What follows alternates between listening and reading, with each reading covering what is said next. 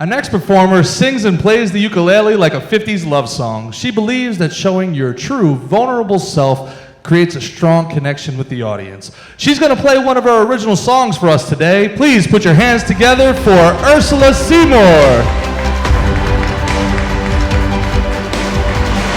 Thank you so much. Thank you, Rochelle, for having me, and thank you, Gerard, for that introduction. So I'm Ursula, and I'm going to play one of my originals today. It's a sort of love song, and it's called Just Like Love. Hope you enjoy.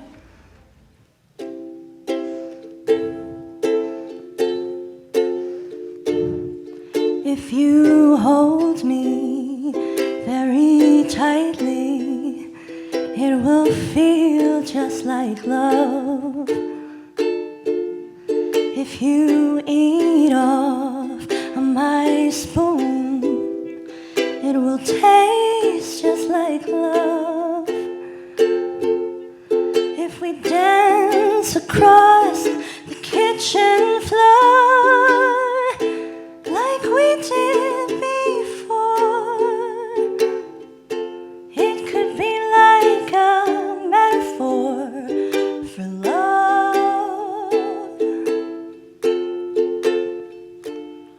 If you tease me, well, believe me, we will play just like love. And if we sigh, only sigh, we will breathe just like love.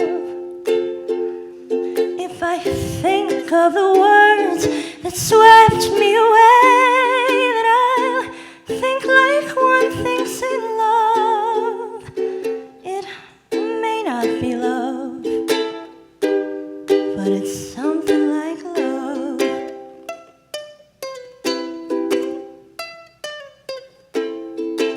Ooh, if I think of the words that swept me away, then I'll think like one thinks in love.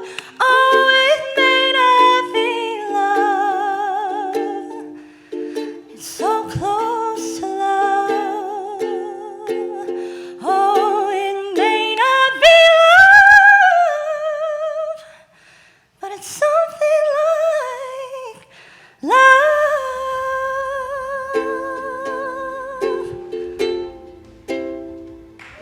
Thank you so much. Give it up for Ursula Seymour. Thank you so much, Ursula. Thank you.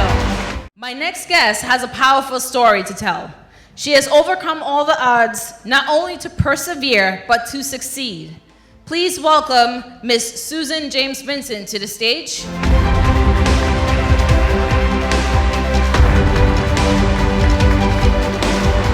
Now, for those of us who don't know you, who is Susan James?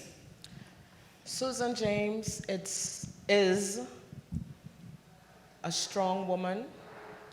She's compassionate, she's committed, and she's confident. And she can say strong today because she has overcame so many challenges. And that ended me up sitting here today. Okay. Now, we're here to talk about your addiction, or your past addiction, I should say, a little bit. You have battled addiction from the age of 25 to about 37, right? Yes. Can you tell us a little bit about that? Addiction is real.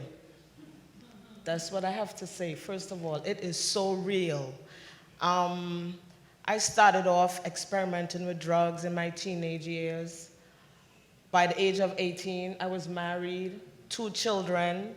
By the age of 20, I was divorced. So I had a lot going on. In the late 80s, crack was very prevalent in a lot of the communities, especially in Brooklyn and in the neighborhood where I lived. During that time, I was going through divorce, young children, family discomfort, a lot of tough times. And due to experimenting with, started off with alcohol, marijuana, and it ended up being harder drugs. It just grew into addiction quickly.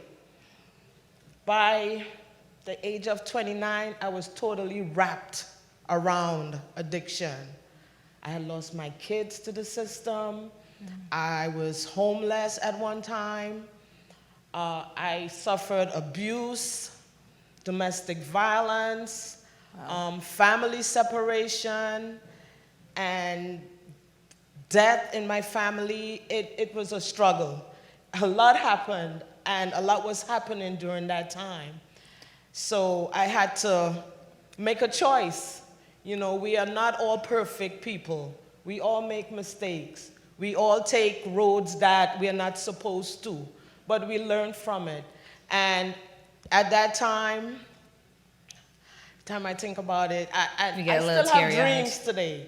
I still have dreams. I still have struggles. I still have pain. I still have guilt because of it. And what made you want to change all those horrible, terrible things that happened to you while you were addicted on drugs? What made you want to change and turn your life around? God. That's a powerful reason. Prayers, my children, my family. They were, I couldn't believe I lived without my children for so long. They were out of my life for a very long time. And it grieved me so much that addiction got a stronger hold on me at that time. And so I remember my father got sick, and I remember it clearly because it was in the year of 9/11. And, you know, he talked to me and he was like, daughter, you know, this is not how I know you. And, you know, we had this conversation, and it was around my birthday. And I said, you know what? He was actually dying of cancer at the time. You know, they gave him a certain amount of time to live. And, you know, I stayed with him, and I remember making a promise to him that I will get clean and I will change my life around, not just for him, but for me. But for yourself. And but for yourself. Yeah. And I went into treatment 2001, and I remember being in treatment for about a month. It was a residential treatment.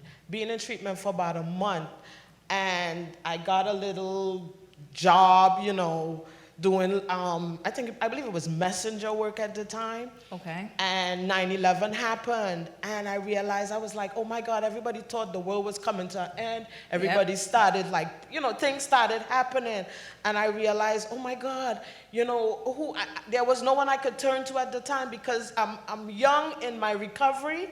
And so my children, thought of my mother. And so I stayed in treatment about 10 months, residential treatment. I went to school. I got my own place again because I had lost my place. And I'm still living in that same apartment today. Okay. 18 years later. 18 years later. Yes. That same apartment. And you learn how to cherish life. You learn how to cherish the little things. You learn how to love family. You learn that it's important that we as adults, parents, family members, it's important that we talk to our kids. It's important that we listen to them. Listening to your children, yes. Listen to them and guide them and stay close to them. Because the streets will raise your child if you don't. If you don't do it yourself. If you don't do it yourself. That is very, very true. That's true. We are our children's first teachers. So we got to be there for them. I grew up in a home where I was raised by my grandmother, my step-grandmother, and my cousins. And we were really close. And this was back in Trinidad. And we know how to live right, how to do the right things. You know, make the best decisions. We were well-educated. We love family. We learn how to cook. We learn how to do everything that grandparents teach their grandchildren. So when I came to this country and I just like took a left turn, everyone was like, what happened? You know, but no one knows the pain and suffering that you Yeah. go through when you make a mistake or you do something that you cannot even turn back if you want to, you know? So it's hard. It was really, really hard. But I thank God today I could sit here and say that I overcame That you it. overcame it. How long have you been clean? I've been clean. This October will be 18 years. All right, 18 congratulations. years. Yes. Now, you went through the entire process of getting clean, and I'm sure you've had some ups and downs while that process was taking place, even though you were in a residential live-in. What were some of the challenges that you faced? Some of the challenges were, one of them were relationship. You know, one of the things I remember, they always taught us that while you're in recovery or while you're doing treatment, stay out of a relationship. Do it for you. You know, get your mind right. Get your mind, body, and soul right before you try to get into a relationship with someone that is not right. Right. You know, challenges I faced, family just not trusting you anymore, not wanting to be around you. You had to re-earn the trust. Yes. Re-earn the trust. Yes, yes, it was very hard, you know, because prior to me going into long-term, I've been in a rehab before, and I thought that, okay, I did a 28-day rehab, I was fine. But recovery is a lifelong process. Yeah. It's not 30 days, it's not 90 days, it's not 12 months, it's not 22 months, it's a lifelong process. You know, you have to live it. You have to breathe it. Yeah. And today, what kept me clean this long is working in this field. I now work in a drug and alcohol outpatient treatment program. Let me correct you there. It's not that she just works there, she is the director of the program. And in order to become the director of the program, what did you have to do? What do you have? What do you hold? First, you have to be clean and sober. Clean and That's sober. number one. And you have to earn a KSAC. It's called a Credential Alcohol and Substance Abuse Certificate, where you have to go to school and also sit an exam. And besides, I had my high school diploma, so I was able to go into a master's program and earn a master's degree, my first master's degree, through life experience. You know, I got that master's at Lincoln University, There we go. Philadelphia, Perfect. Pennsylvania, in 2008. I noticed she said her first one, so what's the second one in? And my second master's is in Public Affairs and Administration from Metropolitan College of New York. You're accomplished. You are extremely accomplished.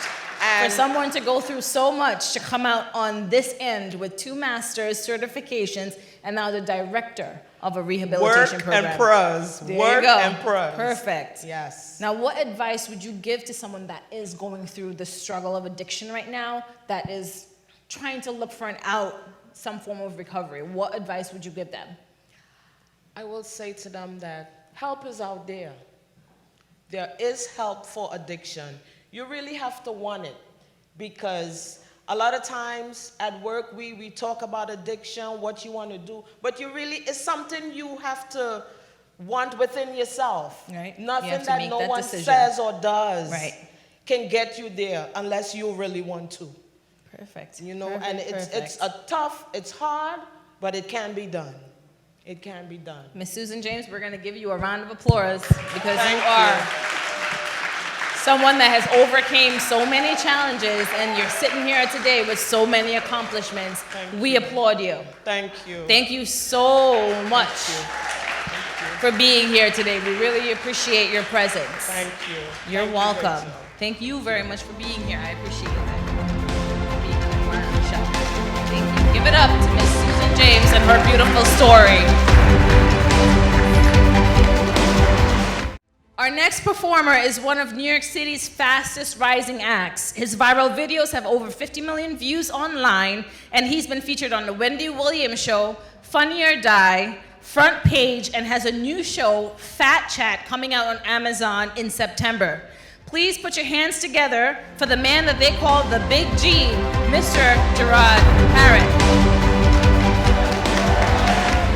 All right, let's get right into the jacket. Last time I came and did the Inquirer, Rochelle, I thought I was well dressed, and I saw Mr. Barrow, and I was remarkably underdressed. And this time around, I would have to step my game up, and I got all dressed up. I got my beautiful shoes on. I got my nice jacket going. I even got my sock game up.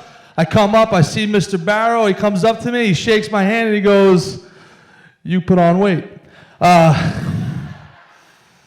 It's true, I did. I don't know if I actually got any fatter than I was, or I did lose my beard, unfortunately, for a role that I took. I had to shave, which is really awful when you shave one beard and you come out with two chins. It's a really terrible situation, you know. You feel really bad about yourself, but I'm not really that upset about it because, you know, I put on a couple pounds, but I'm in a loving relationship, and that's what happens for the young folks in the crowd. I see a bunch of them. They were fantastic. A lot of the people that came up, they played. They were in the band. They're all looking good. Young high school kids in your skinny jeans and Uggs, walking around like a sexy Fred from Scooby-Doo. You guys look fantastic. You kids, Paperboy, you look great. Wasn't Paperboy good? He was really good, wasn't he? Paperboy, there he is. Paperboy, man, you look fantastic. You look like you could be the next rap star, or you can sell me a T-Mobile phone at any time. Really good-looking kid. Looks like he could be like Russell Westbrook. You look like the guy that they would play to play Russell Westbrook in the Russell Westbrook movie, right? Like, and the actors are always terrible at the actual sport. You can always tell it's an actor because they're like dribbling like this. Yeah, that's Paperboy. All right, cool. It's good. I'm in a loving relationship. Three and a half years now with my girl. 3.5 years. Yeah, 3.5. That's what she asked too. She's like, what?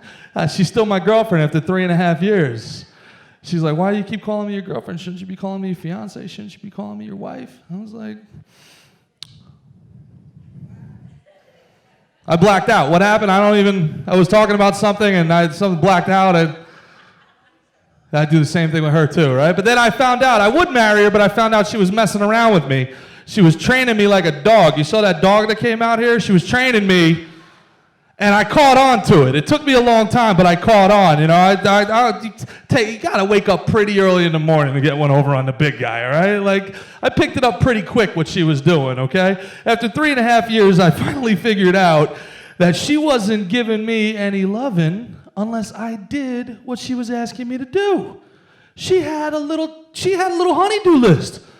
And for me to get some honey, I had to do. And it took me a long time to figure it out, right? Like, so she would come up to me and she'd say, I bought her a little black thing for Valentine's Day, right, ladies? You know, a little black thing. A little black thing, right? Bought her a little black thing for Valentine's Day. She didn't wear it. She never buys any of the things that I buy her, right? And she wears the things that she buys with my credit card. She doesn't wear any of the things that I buy her, right? So, you know, she says, I'll finally put that black thing on, you know, but I just can't get in the mood. I said, why, baby? Why can't you get in the mood? She said, you know, because these gutters just need to get cleaned. And I keep thinking about the gutters. I'm like, man, I don't understand what's going on. I am a grown man. Look at me. I look fantastic for a man of my BMI.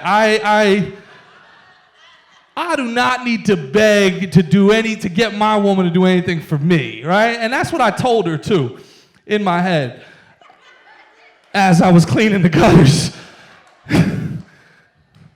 Happy wife, happy life, happy girlfriend, happy life, right? So, you know, you do things you have to do, but it's all right. My girlfriend's Italian. I don't know if we have any Italians out there.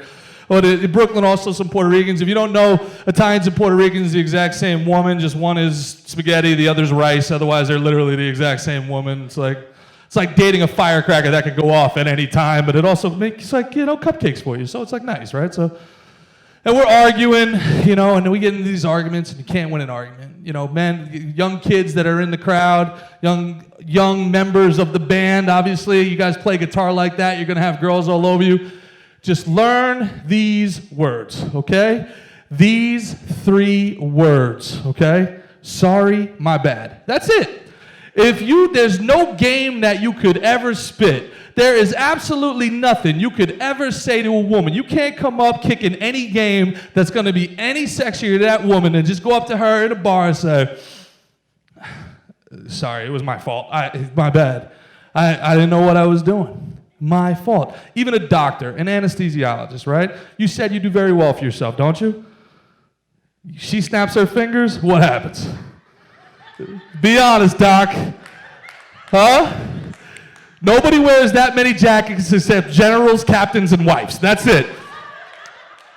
That's it. Only people that wear that many layers are the top of the military and the woman of the household, okay? She got everything but general stripes. You got everything but ranks on that, madam. Look at her. She's like, yeah, you better answer that shit. Yeah. Absolutely. Well, I have. I put on a couple pounds. But it's weird. Like, I'm not upset about it at all. I enjoyed the entire process of getting fat. It's the process of not getting fat that stinks, right? Like, people come up to you and they're like, man, if you need some help losing weight, I can help you. And it's like, I'm fat. I'm not stupid. Like, I know how to lose weight. I know what I need to do to lose weight. I just don't want to do it, right? Like, I got fat. I didn't get dumb, right? I can stop eating. I can run. Those things sound terrible. I don't want to do them, right? Yes, ma'am. I feel like if you're over 30 years old and you're still thin, in my mind, you're a moron. Because you've had kale and you've had cake and you choose kale? Pfft, and I'm the idiot? What? Are you crazy? I love cake. I love it all. I love everything about being fat. I really do. I love it. My doctor did come up to me, man. I went to him and he said, Gerard, you really got to lose some weight. And I said, yeah, I know, doc, for sure. I've been really good at finding the weight. Losing it's been a little more troublesome, for sure. Everybody else around me is losing weight, and I keep finding it. I'd be great in an Easter egg hunt, but I'm bad I'm bad at BMI contest. But he says, have you thought about jogging? Have you thought about running? I was like, I do not want to run at all. He says, well, if you don't run, you're really at risk of having a heart attack. And that really made me think. And I sat there. I was like, Jesus, a heart attack. And then it came to me, if that's really your concern, then I can't be running, because if I don't run, yeah, I might have a heart attack. But if I start running, I'm 100% going to have a heart attack. I catch a downhill that's too steep. One of my boobies comes up, knocks me out. I'm laying in a ditch on the side of the road waiting for LifeLock to come and get that. That's what you want from me, doctor? I thought you cared about me, doctor. I don't mind it. I don't mind being heavy. I really don't, because heavy is, heavy's sexy. It is, heavy's sexy. It's something as you get older that you realize. It's, and the next part of the joke is really funny, but there are children in the room and I'm not going to say it. Yeah, so what do I want to leave you with the children here? One of the things that I do like, it's weird because I don't consider myself old, but I'm not young. I'm in that just before old phase. And it happens to you, it's weird. It's sometime in your late 20s, early 30s, you don't realize it's happening. You're just living your life, and then one day you wake up, you're a little bit heavier, you have 5 salad dressings, but you never have any salad. It's like, you're watching Netflix with your girl, she's on her phone, you're on your phone, and life just comes together, and it's like this weird thing where you're not really young. And you used to like things that are young, but now you find yourself really hating things that are young. Like, you used to like things, you used to be hip, but now everything to you that's cool, you're like, look at those morons, right? Look at those kids. You see these millennials walking around. Now, technically, I'm a millennial, which is nuts to me. Anybody born after 1980 is a millennial, which is asinine to me, because I have more in common with a water buffalo than I do a kid born in 1995, okay? I have nothing in common with these kids. We talked about the kale earlier. I grew up on the food pyramid, okay? You were supposed to eat 3 times as many carbohydrates as you were protein. There was no such thing as skinny jeans for me growing up. We were all sagging our jeans, wearing size 42 Jenkos, hanging out at the Hot Topic, these kids, skinny jeans, man. Everybody now, you walk around Brooklyn, everybody's in such good shape. Everybody looks like they now bench press their credit score. It's amazing around here. Kids are in amazing shape. They're eating kale. I went to school every day. My mom took care of me. She made me lunch. Every day she sent me to school with fruit by the foot that had 0 feet of fruit in it. You understand? And these kids, they're always complaining about things, and I think that's why we get a little anxious with this younger generation. They want to do the right things, and they're smart, and they they're informed. They're not smart. You see, they think because they have information at their fingertips that they're actually smart. They're not smart. They're informed. So when they start cheating at you a little bit, you start looking at them and you say, hey, man, listen to me, all right? I don't want to hear it. They haven't been through enough to start coming after you because unbeknownst to them, their life's been too easy, right? Like, young sir, you've probably used body wash your whole life, correct? Unbeknownst to you, that is dope millennial technology because you've never have to wash your face with the same bar of soap your dad washed his ass with not 5 minutes earlier. We used to have to pick the hairs off it, and oh.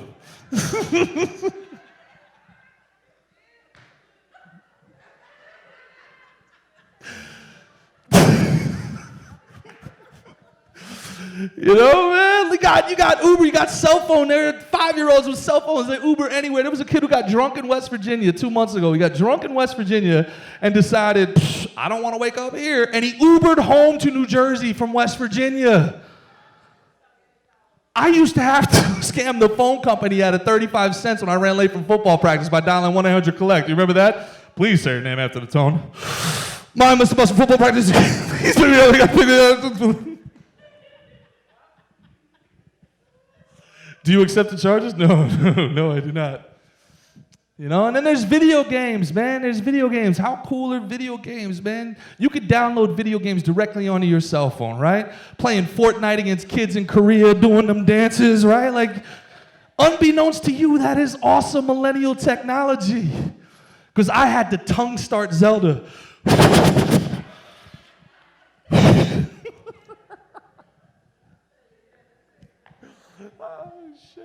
I'm going to let the parents explain that joke to the kids and why that's funny. Oh, man, this has been great. All right.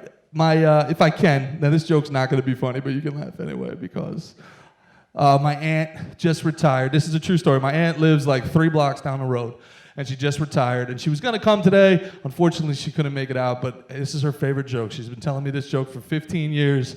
And I promised her I would say it today, so I'm gonna say this joke. And if you don't laugh, it's not on me. I'm gonna send it to my Aunt Lorraine. I'm gonna be like, Aunt Lorraine, I promise you, 15 years am I telling you this joke ain't funny, but it's all right? We're just gonna finish with this. Is this okay? Stick with me here. Yeah? All right. So there's an English second language class, all right? And there's a kid from Ireland. Let's call him Seamus, all right? And then there's a kid from the Middle East, let's call him Akbar. And then there's an Italian kid, let's call him Giuseppe, okay? And the teacher goes around, and the teacher, the word of the day is beautiful, okay? The kids have to use a word beautiful in a sentence. And the teacher, he goes to Seamus first and says, Seamus, can you use the word beautiful in a sentence? He goes, hi, teacher, I can use the word, oh, I think it's a beautiful day outside. It's wonderful, isn't it? And he goes, you know, Seamus, that's fantastic. That's an excellent way for you to use the word beautiful in a sentence. And then they go to Akbar and they say, Akbar, can you use the word beautiful in a sentence? And he goes, yeah, sure, I can use the word beautiful in a sentence. My mother is the most beautiful woman I have ever seen. And the teacher says, absolutely, absolutely. That is a way to go. Beautiful way to use beautiful. And the teacher tries to move on because they know Giuseppe's a troublemaker. They don't even want to call on him, okay? She tries to move on to the second part. And Giuseppe goes, hey, oh, teach. I could use beautiful in a sentence. Teacher says, okay, Giuseppe, but I'm watching you. He goes, no problem. My 15-year-old sister came home yesterday and told my dad she was pregnant. Giuseppe, that's not, what? Giuseppe, that's not even close. You're not even trying. He goes, oh, teach. You didn't let me finish. My 15-year-old sister came home yesterday and said she was pregnant. My father goes, Jesus, isn't that beautiful? All right, that one was for you, Aunt Lorraine. I'm Gerard Harron. Thank you guys very much. I'm going to take a moment to say a few thank yous to my wonderful production team and to my sound guy, Joseph and Vivens. Please come to the stage. Woo! Round of applause, ladies and gentlemen.